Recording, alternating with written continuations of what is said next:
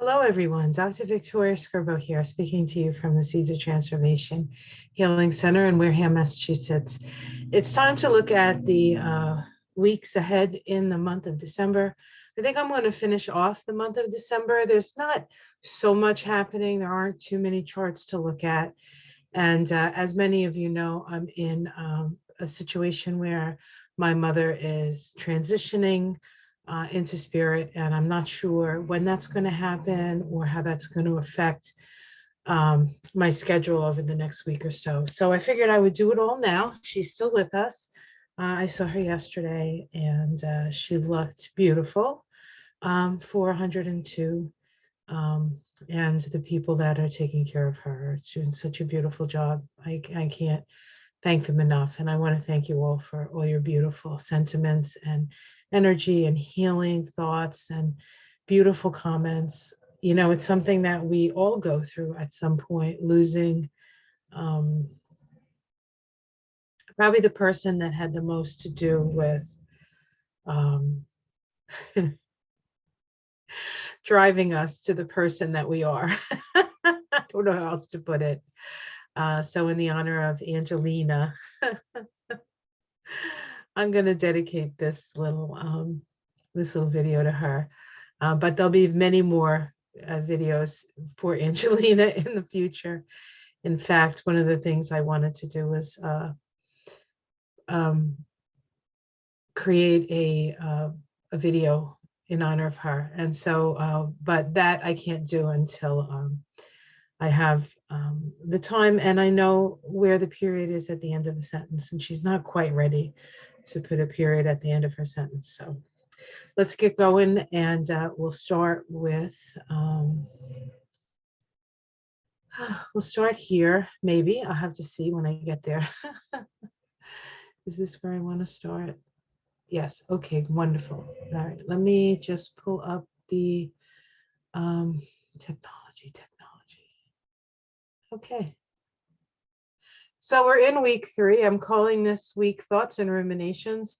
I actually named this week before I knew that this might be the week that my mother passes into spirit. So I've had a lot of thoughts and I've had a lot of ruminations, actually. But there are no charts to look at this week. We're just going to go over day by day the major things. And if you want to know what's happening in the day, you can always check out my morning video. I pretty much always do that. I think I've missed like maybe four to five times in the 5 years or so that, or longer that I've been doing it. So it's pretty good. I had perfect attendance when I was in grammar school and high school. So if there's a task at hand, it gets done. At least this task, at least the tasks I like, which are these tasks. Sometimes the tasks I don't like don't ever get done. So anyway, let's get on with it. So Monday, December 12th, this is the 1212 portal. I'll be doing a reading on the 1212 portal. The vibration of the day is a 30/3. That is the 4 of Wands celebration. We have Saturn make a sextile to the sun.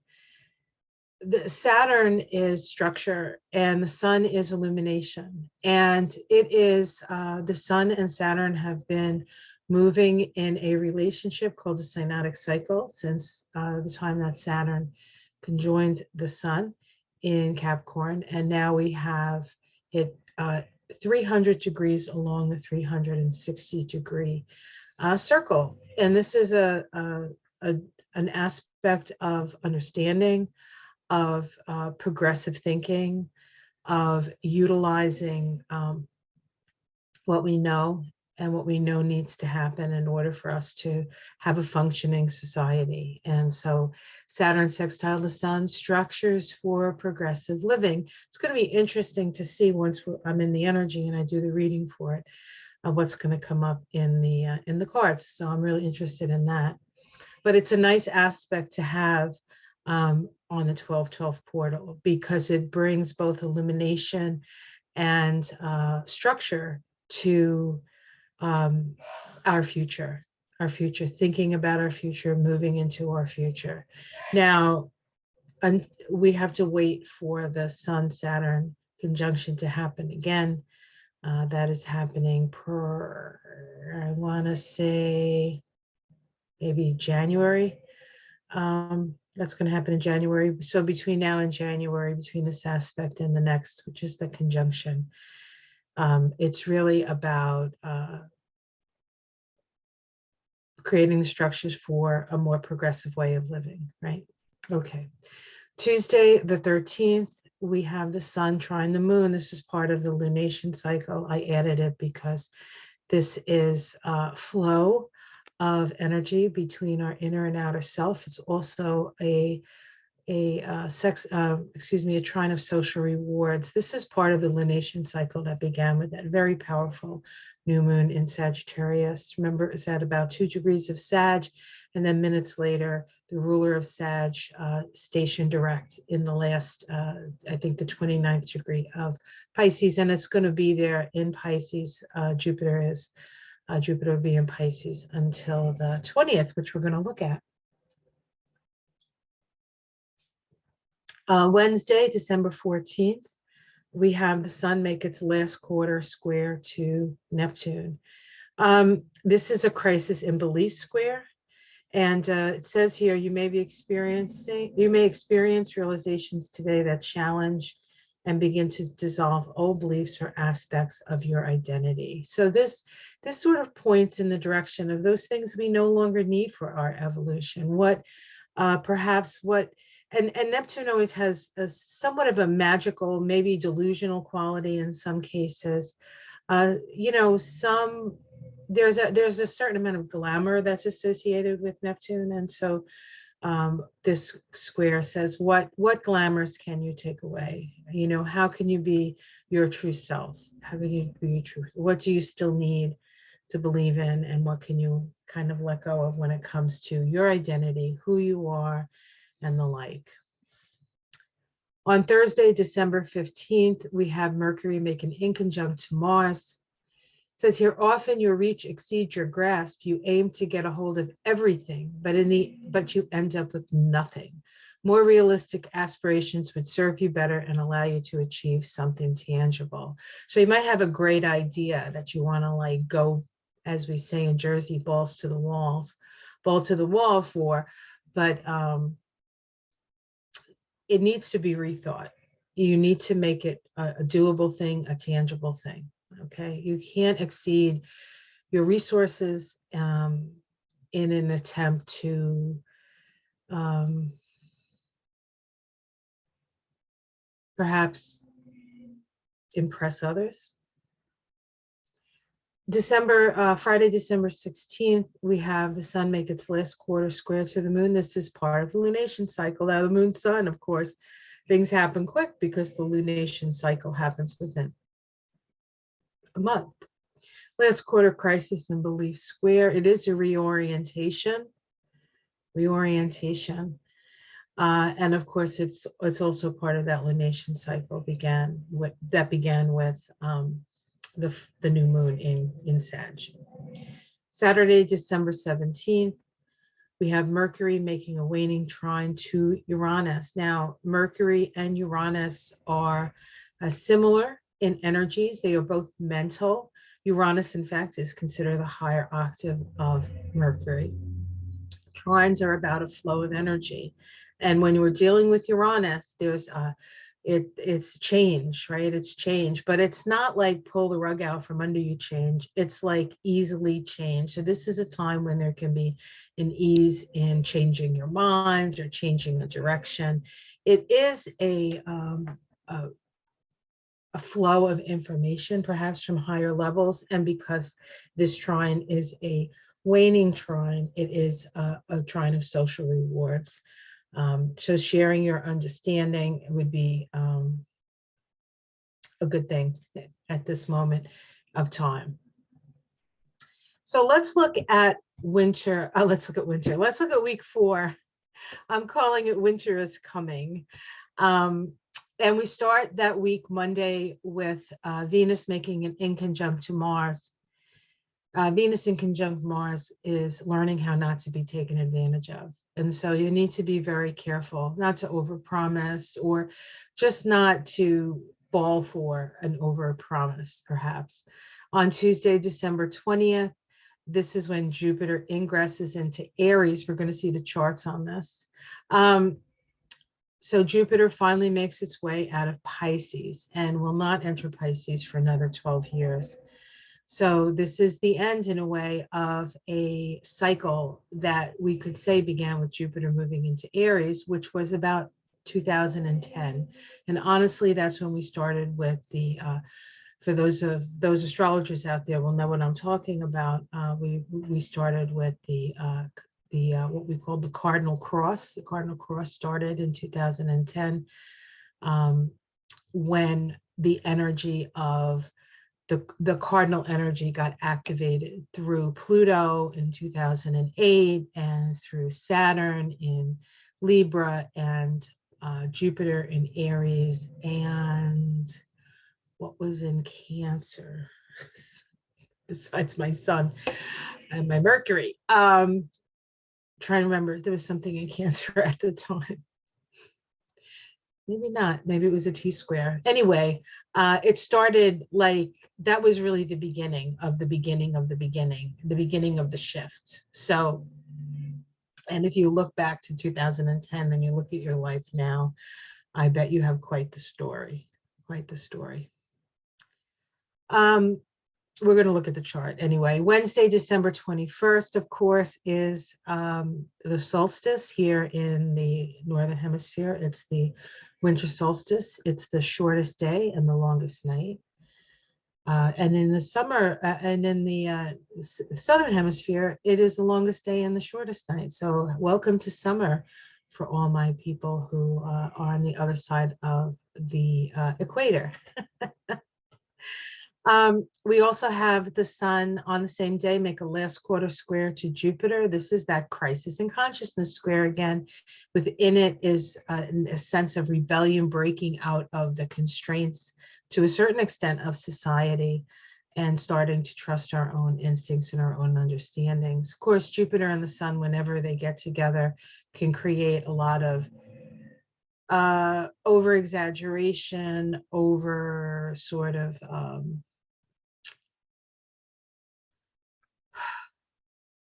over expansion, over promising, sometimes arrogance, but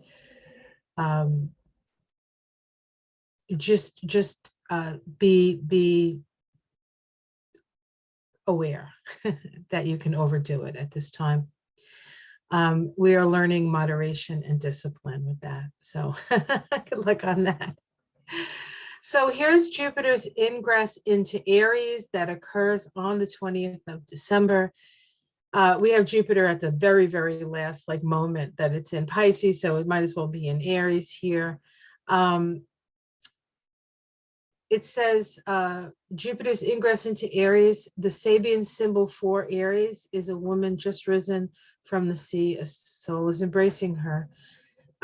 Aries, the first degree of Aries, is what we call a world point. Whenever a planet goes over a world point, we see it expressed in the outer world. So we will see some sort of shift at this time. The keynote for 1 degree of Aries is an emergence of new forms and the potentiality of consciousness. So something is wanting to be born. Now, the ruler of Aries is Mars. So I always look at Mars, and we have Mars at 12. We have Mars at 12 degrees of Gemini, but it is retrograde. Now, the last time Jupiter moved into Aries, which was, I want to say March, but I'm not exactly sure of this year. Mars was not retrograde in Gemini, so we take that into consideration. But let's look at the symbol for that Mars. Mars 12 of Gemini, a Negro girl fights for her independence in the city. Liberation from the ghosts of the past. And it's interesting because I was just watching the Judicial Committee, the House Judicial Committee was having hearings on reparations, and they were talking to, what's his name, Coates, I always forget, it's an African name, so my apologies. Nadiyashi Coates. Anyway, he wrote an article for the Atlantic back, I think, in 2015 on reparations. And they've really sort of, his article really sort of stirred the pot on that and has got people talking about it.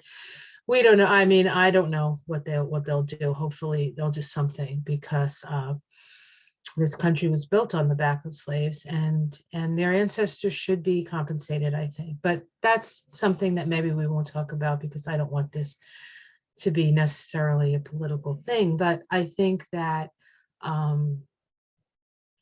this symbol is a good omen for that stuff. So we'll see what happens with that.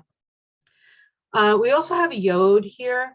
The yod, however, is in this chart is Mars, making a sextile to Chiron. Mars, Chiron sextile. This is an opportunity to talk about the healing that is necessary. And it is in conjunct the South Node in Scorpio, which very much can be seen as slavery from the past, and man's inhumanity to man. Perhaps something legal will happen. Maybe they will give some sort of recompense, or I don't know, like they have to vote on it. And I don't think there's enough time to vote while the Democrats are still in power. So, and they, it's just a hearing. So I don't think they have a law written or anything like that. But it is a good omen, and who knows, maybe we'll get some good news on that front. Of course, once the Republicans take over, if in fact the Republicans take over, I still feel like Democrats are going to have the House. I know you guys are thinking you're crazy. There's no way. They didn't win the seats, but there's something going on, and we'll have to see once the dust settles. Okay, on the 21st, we have the ingress of the sun into Capricorn. This is always a powerful time, because the sun is going over a world point, right? Those cardinal points are world points. And we have the sun at 1 degree of Capricorn. The sun is an Indian chief, claims power from the assembled tribe. This is about taking responsibility in leadership, and how well we have seen people who take responsibility and people who don't, and what that breeds. Saturn as the ruler of Capricorn, I always look to see where Saturn's sitting. Saturn is at 22 degrees of Aquarius. It says a rug is placed on the floor of a nursery to allow children to play with comfort and warmth. The warmth of understanding which comes to those early in life are open to new possibilities. So the more we can nurture our children and put our energy into them, the greater the possibilities of the future. And of course, you guys know what I rail about here, how we are not taking care of our children. We don't feed them good food. We don't teach them what they need to learn. And we use them for AR-15 fodder. And that is absolutely, unequivocally wrong, and we need to do something about that. So hopefully 2023 we will see more progress in that general area as well. We can see here that the sun newly in Capricorn is square Jupiter, right? The sun Jupiter. This is a crisis, not quite there yet, but it will shortly thereafter. It will exactly square.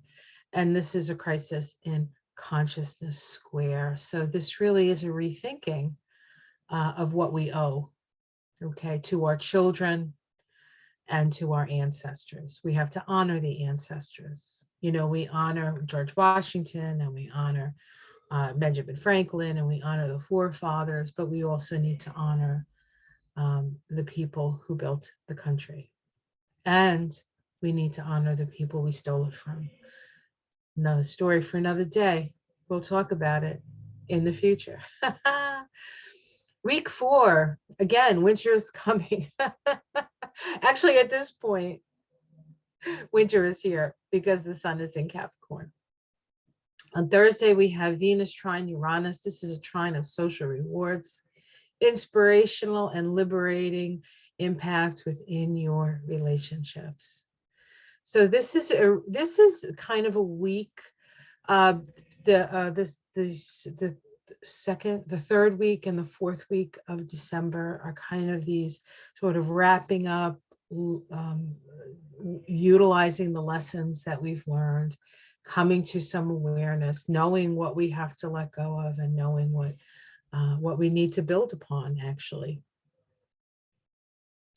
On Friday, December 23rd, we have a new moon in Capricorn. Woo-hoo! This is the last new moon of the year. It will be the last moon shadows that I do with Owner in the year of 2022. The new moon is occurring at 2 degrees of Capricorn. It says 3 rose windows in a Gothic church, 1 damaged by war. Pretty interesting symbol to end the year, don't you think? And then on Saturday, December 24th, which is Christmas Eve, for those of you who celebrate Christmas, we have Mercury sextile Neptune. This is really a beautiful aspect of spiritual awakening.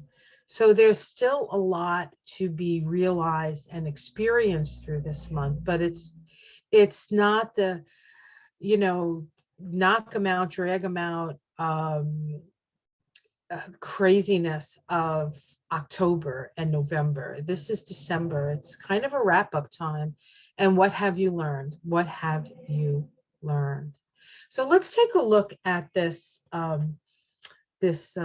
new moon. Here it is, the new moon. Now this is for the U.S. and interestingly enough, the new moon in Capricorn, the day of the new moon vibrates to the Ace of Cups, 41.5.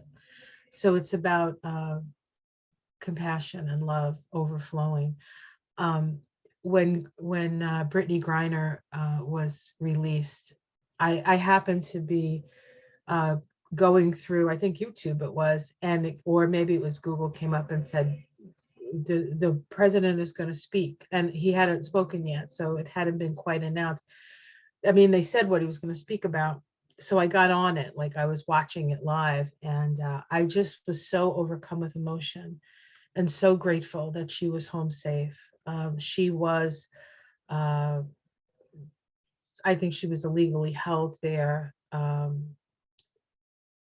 And I think they did it purposely because she was American and because she was Black and because she was a lesbian and 7 feet tall. So she's pretty obvious.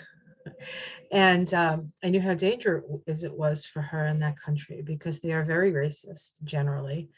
And very anti-LGBTQRST. I'm sorry, I don't say that as a diss. I'm not good at initials. I've never been. I was just filling out a form to see if I could get some assistance for funeral expenses, and they're like, are you on ABCD? Are you on this? Are you on? I'm like, what do these things stand for? Now I would guess that I'm not on them because I don't know what they stand for, and that my mother wasn't on them because I don't know what they stand for. But I got to talk to somebody about these initials, so apologies for the initials. So I want to read this to you because I think it's pretty interesting. This comes from Dane Rudger's book, The Sabian Symbols, an astrological mandala. It says the necessary realization by any individual making a violent use of collective power that it will lead to the inevitable destruction of some of the values ensuring group integration. It seems obvious that the interpretation of the symbol should refer to the disruptive consequences of war. The chief who claimed power for his tribe in order to lead or save it must reckon with the consequences of a too impulsive use of this power in terms of violence. The integration he seeks to maintain or enhance may be partially destroyed if in his ambition he yearns to be the victorious war leader glorified by his people. A rose window is not absolutely essential to a cathedral, yet it symbolizes that through which the light of the spirit enters into the edifice. Man's soul is said to be threefold. Which part of man's inner trinity of principles tends to be destroyed by the use of violence? Evidently, it is the principle of love and compassion.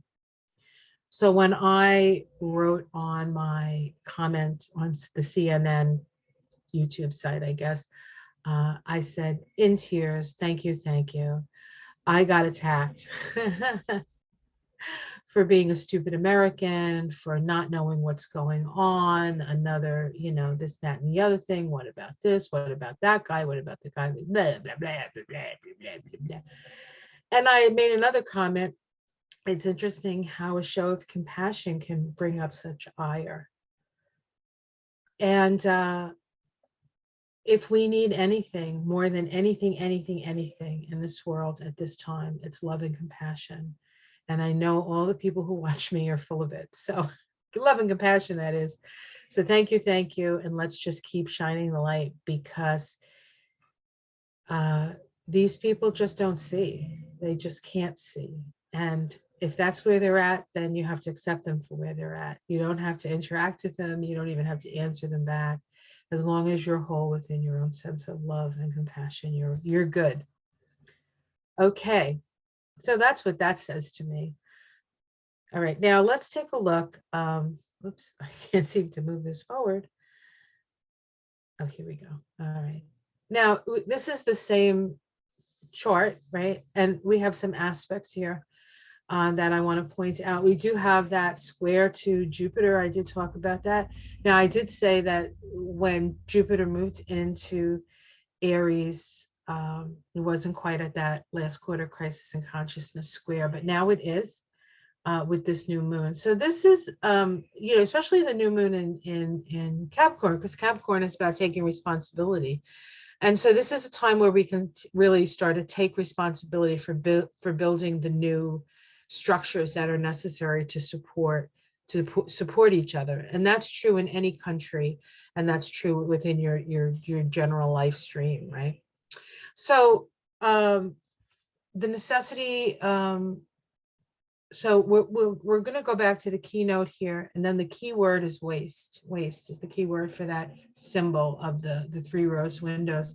The ruler of Capricorn is at 22 degrees of Aquarius. This gives us an indication of what it is that it's disposits that new moon in Capricorn. So we have it at 22 degrees of Aquarius. It says a rug is placed on the floor of a nursery to allow children to play in comfort and warmth, the warmth of understanding, which comes to those who early in life are open to new possibilities. I think that this coming year needs to be the year of the child, the year of the children, making sure that they are safe, they are fed, they are taken care of. I think that's a theme that needs to be looked at. Now, next year, 2023 is a 7 vibration, and in the tarot, the 7 is the Chariot, but it's also connected to Cancer, and Cancer is all about nurturing and motherhood and family and feeling and safety and security.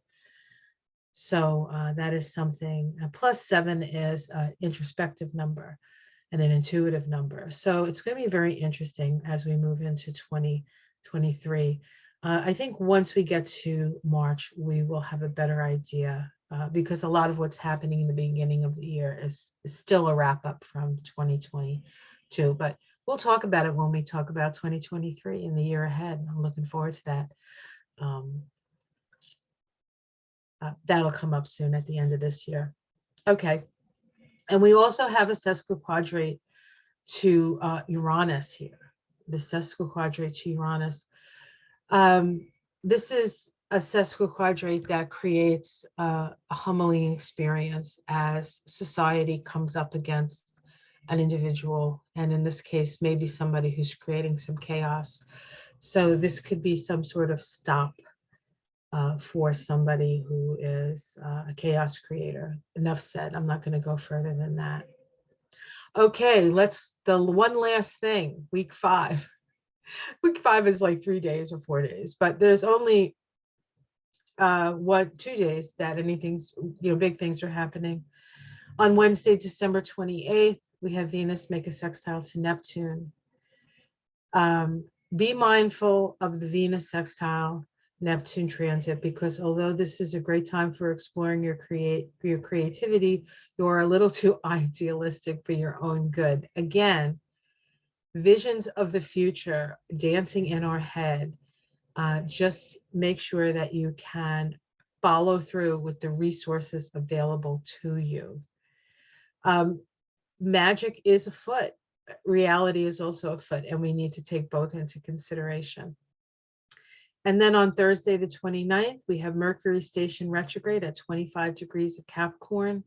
And on the same day, after Mercury stops, Venus meets up with Mercury for a glass of champagne at 25 degrees of Capricorn.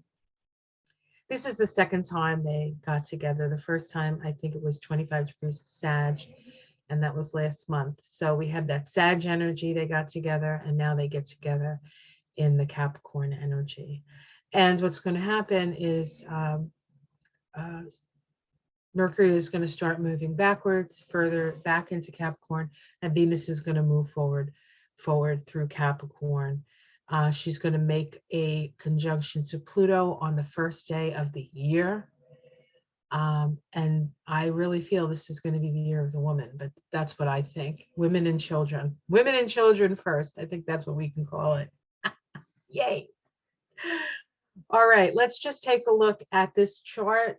Now, this is the chart for the conjunction, but we can see here that Mercury is stationed.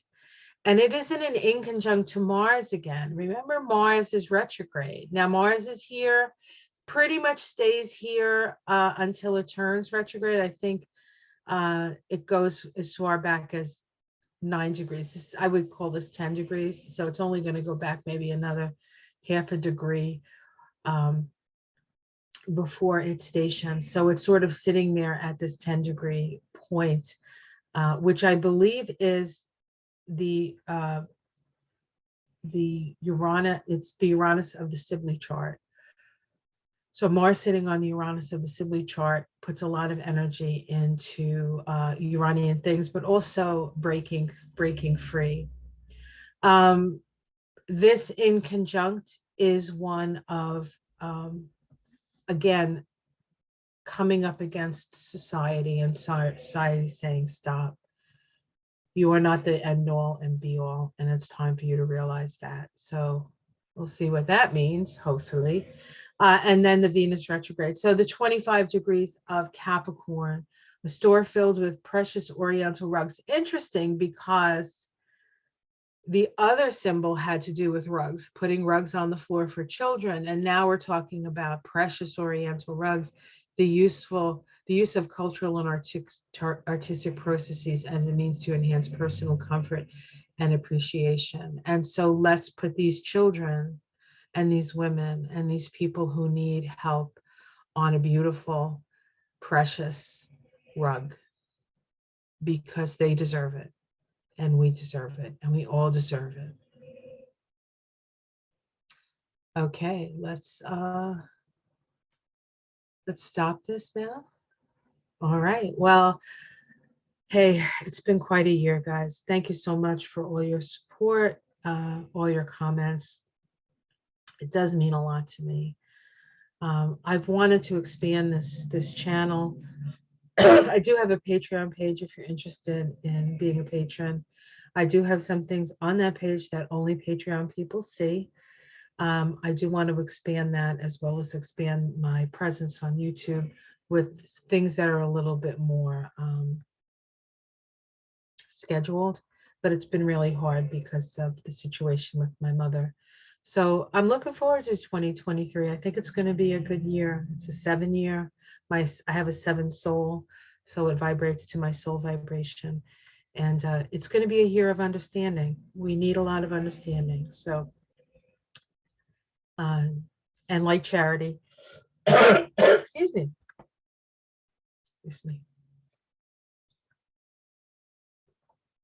It begins at home. Much love to everyone. Have a wonderful holiday season. And thank you again for all your support. I'm wearing my mother's ring and my father's ring, right, to end the year. Thanks very much, everyone. Namaste.